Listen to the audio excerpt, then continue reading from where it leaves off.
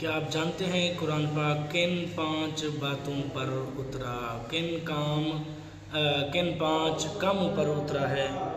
اور اس کے ساتھ ساتھ جو ہے ساری رات عبادت کرنا کیسا، یعنی پوری رات بغیر سوئے عبادت کرنا، اور اس کے ساتھ پوری زندگی کے روزے رکھنا، یعنی سال بھر روزے رکھنا، یا پھر پوری زندگی کے لیے مکمل روزے سے رہنا دن بھر، یہ سب کچھ کیسا ہے؟ یا پھر اس کے ساتھ ساتھ جو ہے دنیا بالکل ترک کر کے اور جو ہے دین اپنا لینا، یہ کیسا ہے؟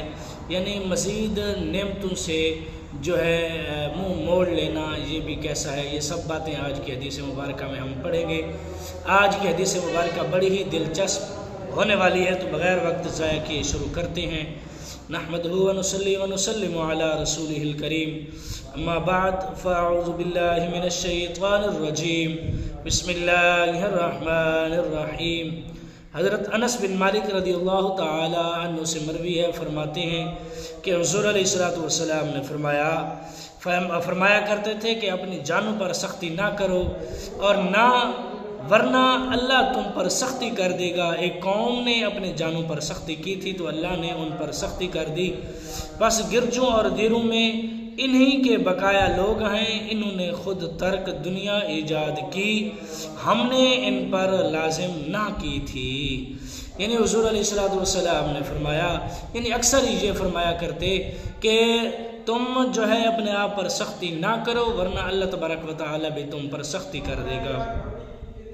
اس کی تشریح کچھ اس طرح ہے، یعنی اپنے اوپر غیر ضروری باتیں لازم کر لو، جیسے ہمیشہ کے لیے روزے یا ساری رات جاگنا، اور شرعی مباحات کو حرام مت کر لو، جیسے نکاح اور لذیذ نعمتوں سے پرہیز کرنا۔ حلال سے بچنے کا نام تقوی نہیں، حرام سے بچنے کا نام تقوی ہے۔ یعنی جو کام حلال ہیں، یعنی نعمتوں سے لذیذ ہونا، یعنی جو اللہ تبارک و تعالیٰ نے جو نعمتیں عطا کی ہیں ان کو جو ہے لطف اندوز ہونا اور نکاح وغیرہ کرنا، اور جو شرعی کام ہیں جن کو اللہ تبارک و تعالیٰ نے حلال قرار دیا ان کو حرام جان لینا۔ اسی طرح فرماتے ہیں کہ حرام سے بچنے کا نام تقوی ہے، نہ کہ حلال سے بچنے کا نام تقوی ہے۔ اسی طرح کہتے ہیں کہ بعض لوگ گوشت بچتے ہیں لیکن غیبت نہیں چھوڑتے، جیسے کوئی عمر بھر روزے شب بیداری کی نظر مان لے، اب یہ دونوں نظر کی وجہ سے فرض ہو گئے، نہ کرے گا تو گناہ گار ہوگا۔ اس قسم کی نظروں سے بچو، لہذا حدیث واضح ہے۔ اس کا مطلب یہ نہیں کہ حضور علیہ السلام کے بعد کوئی نبی آئے گا جس کے ذریعہ سختیاں فرض ہو جائیں گی، یعنی وہ کہتے ہیں اس سے ہرگز مطلب یہ بھی نہیں ہے کہ سختیاں اوپر لازم نہ کرو۔ اگر سختیاں لازم کرو گے تو ہو سکتا ہے کہ نبی آ جائے، لیکن ایسا بھی ممکن نہیں ہے۔ ممکن کیا، ایسا ہو بھی نہیں سکتا۔ یہ تو ہمارا ایمان ہے کہ حضور خاتم النبیین ہیں، حضور علیہ السلام پر نبوت ختم ہوئی، اور نبوت کے ختم نبوت کا تاج حضور علیہ السلام کے سر ہے۔ تو اسی طرح کہتے ہیں کہ لہٰذا ایسی جو ہے منتوں سے بچا جائے، جو عمر بھر کے روزے رکھتے ہیں یا پھر دنیا داری چھوڑ کر دینداری اختیار کر لیتے ہیں، شب بیداری کرتے ہیں، یا پورے سال کے یا پورے یعنی زندگی کے روزے رکھتے ہیں، ان سب چیزوں سے بچنا چاہیے، ایسا کرنا درست نہیں ہے۔ تو فرماتے ہیں کہ جیسے کہ بنی اسرائیل کو ایک موقع پر گائے ذبح کرنے کا حکم دیا گیا، جیسی گائے حکم دیا وہ جیسی گائے بھی ذبح کر لیتے کافی تھا، لیکن حضرت موسیٰ علیہ السلام سے پوچھتے رہے کہ اس کی عمر کیا ہو اور اس کا رنگ کیا ہو، وہ کنواری ہو نہ ہو، یہ سب کچھ یعنی پوچھتے رہے، وجوہات اس کی آتی رہیں، جواب اس کے آتے رہے، تو اسی طرح ان کی سختیاں جو ہے وہ بڑھتی گئیں۔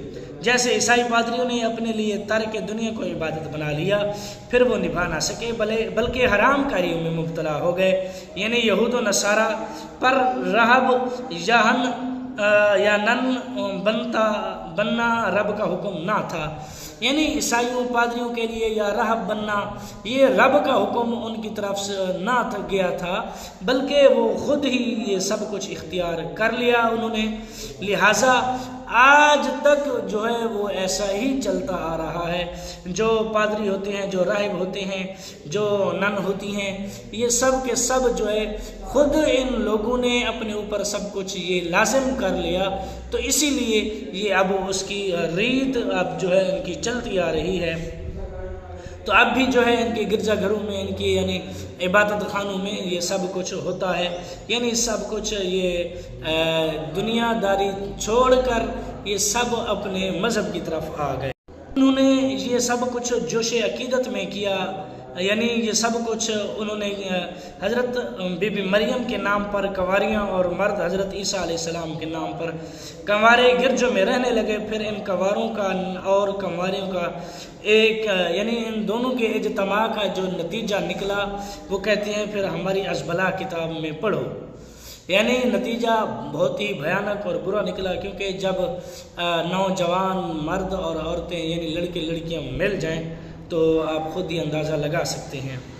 فرماتے ہیں کہ اس آیت و حدیث سے اشارتاً معلوم ہوتا ہے کہ بدعت حسنہ کی ایجاد پر ثواب ملتا ہے، کیونکہ رب تعالیٰ نے ان راہبوں کے متعلق جنہوں نے اپنے یہ عہد نبھا دیے ثواب کا وعدہ کیا، فرمایا فَآتَيْنَا الَّذِينَ آمَنُوا مِنْهُمْ أَجْرَهُمْ وَكَثِيرٌ مِّنْهُمْ فَاسِقُونَ، تو ان کے ایمان والوں کو ہم نے ان کا ثواب عطا کیا، اور ان میں سے بہتری فاسق یعنی بہتری فاسق ہیں، یعنی جو ایمان والے ہیں ہم نے ان کو ثواب عطا کیا، جو فاسق ہیں وہ گناہ گار ہیں اور ان کا ٹھکانہ جو ہے وہ جہنم ہے۔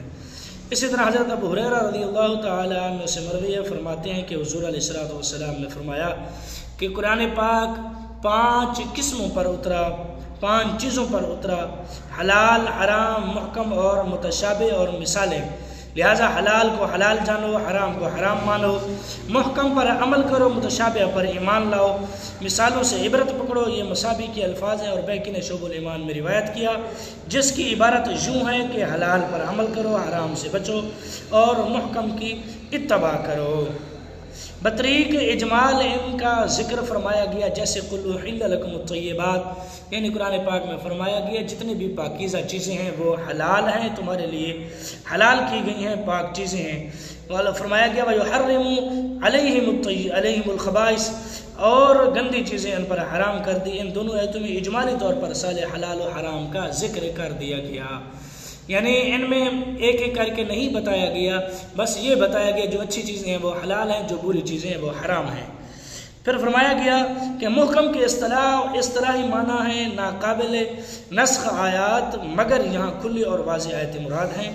اس کے مقابل متشابہ فرمایا گیا، متشابہ وہ آیات ہیں جن کے معانی یا مراد سمجھ میں نہ آ سکیں۔ امثال سے گزشتہ امتوں کے قصے یا مثالیں مراد ہیں۔ جو کچھ متشابہ کی مراد ہے حق ہے، ہمیں اگرچہ اس پر اطلاع نہیں۔ یہ گزشتہ قوموں پر جن وجوہ سے عذاب آئے وہ تم چھوڑ دو، اس سے قیاس شرعی کا ثبوت ہوا۔ یعنی 5 چیزیں ہیں، فرمایا کہ ایک تو قرآن پاک میں جس کا ذکر کیا گیا وہ حلال، نمبر 2 حرام، نمبر 3 محکم جن کے احکام جاری ہوئے، جن کے حکم دیے گئے وہ، اور متشابہ یعنی ملتی جلتی آیات، اور مثالیں یعنی جو قصے ہیں پہلی امتوں کے وہ ہم نے صرف سنے ہیں، یعنی اس کا یعنی پہلی امتوں کے قصے ہمارے لیے جو ہے وہ مثالیں ہیں کہ ہم ان سے جو ہے سیکھیں اور نیک عمل کریں۔ یعنی یہ 5 چیزیں ہیں جن 5 چیزوں پر قرآن پاک اترا۔ اسی طرح حضرت ابن عباس رضی اللہ تعالی عنہما سے مروی ہے، فرماتے ہیں حضور علیہ السلام نے فرمایا کہ 3 چیزیں 3 طرح کی ہیں، چیزیں 3 طرح کی ہیں۔ ایک وہ جس کا ہدایت پر ہونا، زہر اس کی تو پیروی کرو۔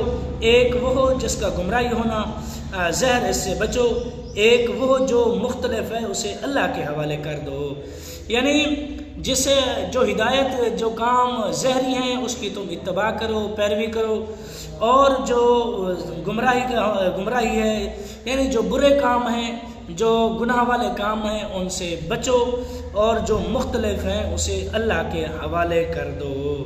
یعنی جن کے بارے میں تم شبہ اختیار کرو کہ تمہیں شک ہو، وہ اللہ کے حوالے کر دو، اس پر تم عمل نہ کرو۔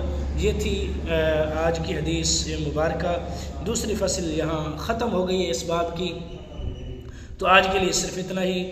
ملتے ہیں کل کی نئے ویڈیو میں، دعاؤں میں یاد رکھنا۔ جس کو میری ویڈیو اچھی لگی ہو میرے چینل کریں سبسکرائب، ویڈیو لائک اور شیئر ضرور کریں۔ تو ملتے ہیں کل کی ویڈیو میں، کل تک کے لیے اللہ حافظ۔